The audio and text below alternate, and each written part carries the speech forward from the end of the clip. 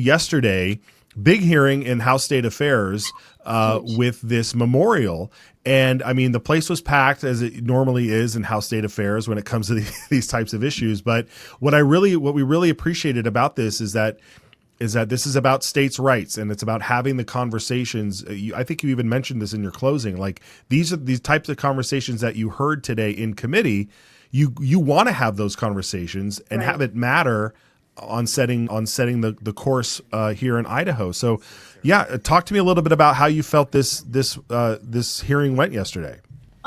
I thought it went well.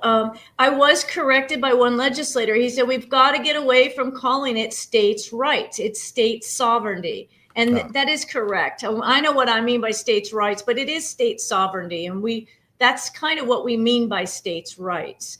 And so I thought there was a lot of testimony in there. That's all stuff we should be having at the state level. I don't know if the public knew. There was a gentleman that came in with a gun, a long rifle strapped to his back. And I don't know if that made the news. I don't ever watch the news because I don't trust them.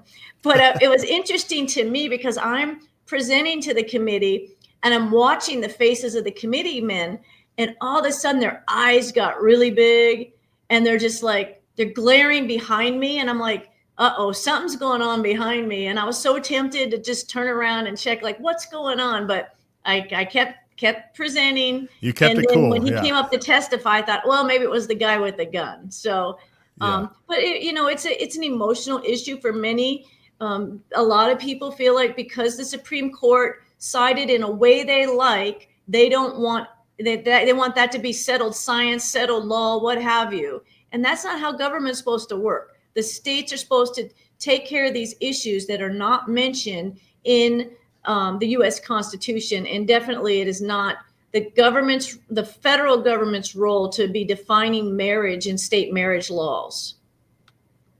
Yeah, I mean, that's I can't. You have no argument for me on that one. I think it's good. So I mean, I don't see this meeting any resistance on the floor. Do you? I think it has a good chance of passing the House. Yeah, I think it should pass the floor House. I hope the Senate will take it up. I know the Senate doesn't like controversy, and in the paper, they lied about this bill. I will call out the guy like Igor or Eon or something like that from the Idaho Statesman. That guy, I mean, they just propagate a narrative that is not true.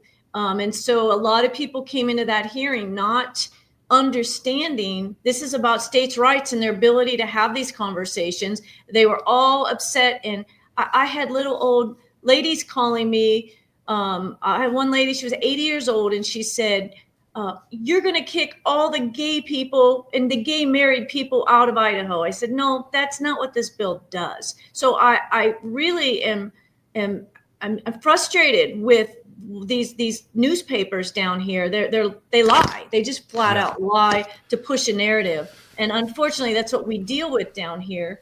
But I'm glad you're talking about it on your show, because that's good. You can get the message out. Yes, thank you. I appreciate that. That's what we're trying to cut through that. It's horrible watching. We try to not pay attention. Like there's always this contemplation of like, should we go through their headlines and counter them? But then we're always playing on their field, and I don't like that. I like our game field better. We set the narrative.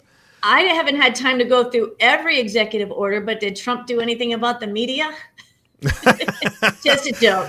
Yeah, I know, right? Yeah. Wouldn't have been bad. No. Yeah, he'll just keep batting them around. It's always fun to watch.